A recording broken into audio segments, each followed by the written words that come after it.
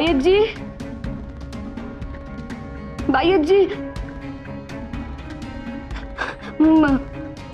बायजी, बायजी please बाहेर ये ना, मला बोलायचंय तुझ्याशी. बायजी एकदा बाहेर ये ना प्लीज. काय छबी, का परत आलीस तू? बायजी मला बोलायचंय तुझ्याशी. काय बोलायचंय? मला नाही बोलायचं. आणि काय चाललंय का तुझं सकाळपासून? घराच्या बाहेर घिरट्या घालतेस तू? मी कसं सांगू तुला बायजी? म्हणजे तसं काही नाहीये, मला तुला भेटायचं होतं म्हणून. कशाला कशाला भेटायचंय? मला नाही भेटायचंय तुला. तर ठीक आहे, जी काय बोलायचं ना बोल, इथूनच बोल. बायजी मला एवढं दूर करणार आहे तुझ्यापासून? हा प्रश्न तू स्वतःला विचार. चुका करत आलीस तू आणि मलाच विचारते तोंडवर करून. हा तसं नाहीये बायजी, पण मी कधीच तुझ्यापासून दूर राहिली नाहीये. मी या घरात लहानाची मोठी झालीये, तुझ्या संस्कारात वाढले मी बायजी, तुझी सावली बनले. तुझ्याच सावलीला तुझ्यापासून दूर करणार आहेस. नाईलाज आहे माझा. सावली चुकली ना तर तिला दूर करावं लागतं. मान्य आहे मला बायजी, तुझ्या दृष्टीने मी चुकले, मी हट्टीपणे वागले. तुम्हाला सारखी सांगत होतेस तरी पण मी शांभवीवर संशय घेतला. त्याची शिक्षा तू मला देतेस, मला सगळं मान्य आहे. पण म्हणून बोलणारच नाहीयेस तू माझ्याशी? एवढं दूर करणार आहेस मला तुझ्यापासून? कवी, तू स्वतःच बोलतेस हे. तूच विचार कर.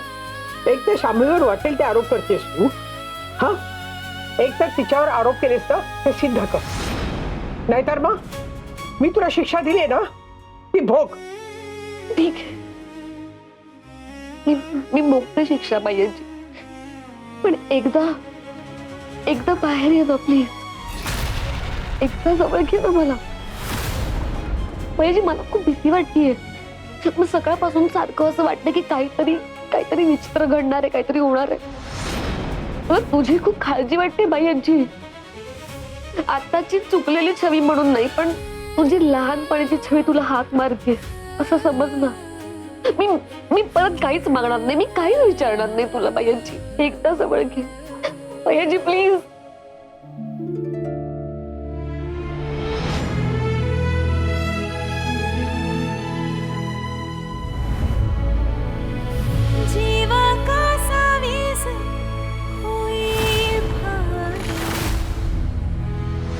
शांभवी, तू एकटी कुठेही जाणार नाहीस. जायचं असेल तर आपण दोघांनी एकत्र जायचं. तिला शिक्षा म्हणजे मला शिक्षा. त्यामुळे आता ही शिक्षा मी पण भोगणार. मला वचन दे की तू शांभवीवर यापुढे संशय घेणार नाही. तिची माफी माग आणि चल घरात. मी असं नाही करणार. नाही छबी, नाही नाही, मी नाही तुला कुशीत घेणार. दरवेळा तू मला इमोशनल ब्लॅकमेल करतेस आणि तुला हवं तेच करतेस. शेवटी तुझ्यामुळे घरात वादाच्या ठिणग्या पडतायत. तू काहीच ऐकून घेत नाही, तुला हवं तेच करतेस. या घरात यायचं नाही अशी शपथ घातली ना, पण तू तेच करतेस, येतच राहतेस घरामध्ये. त्यामुळे माझ्याकडून कुठलाही प्रतिसाद येईल अशी आशा ठेवू नकोस. जातो घरी.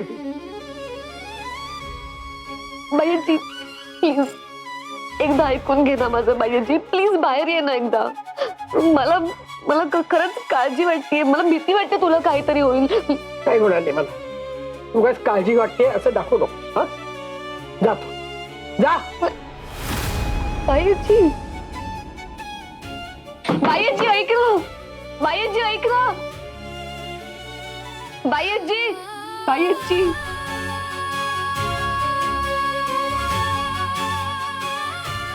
बायजी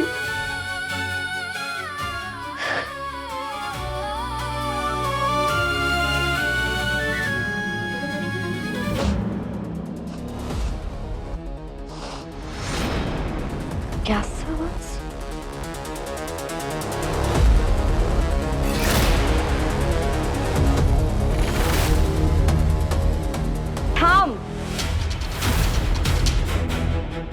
आत येऊ नकोस. तू जर का या घराचा उंबरठा ओलांडलास तर तू बाईयाजीची शपथ मोडशील. ती बोलली होती ना तुला येऊ नकोस म्हणून. मग कळत नाही का तुला? तू जर या घरात पाऊल ठेवलंस तर तुझी बाईयाजी तुला कधीही माफ करणार नाही. मी जर शपथ जपली तर मला माफ करायला कदाचित बाईयाजी या जगात नसेल. मग बाई विचार कर, सगळ्यांच्या नजरेत परत एकदा तूच दोषी ठरशील. सगळेजण तुला नावं ठेवतील, पण हे सगळं कोणाला भोगावं लागेल? तुझ्या आईला. सगळं घर तुझ्या विरोधात जाईल आणि तुझ्यामुळे तुझ्या फिरंग्याला शिक्षा भोगावी लागेल. मी सगळं सहन करेन, पण माझ्या बाईआजीला काहीही होऊ देणार नाही. हो, पण हा सगळा तुझा फक्त संशय निघाला तर?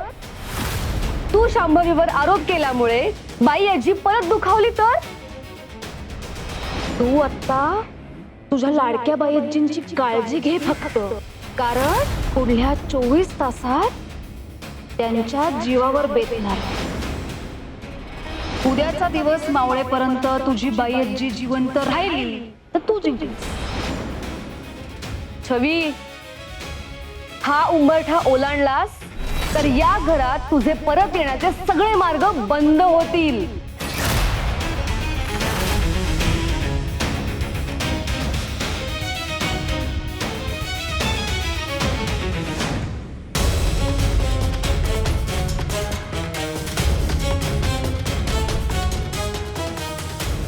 बाईआजी सुखरूप जिवंत राहिली तर माझ्या समोर अख्खं आयुष्य आहे तिला सिद्ध करून दाखवण्यासाठी.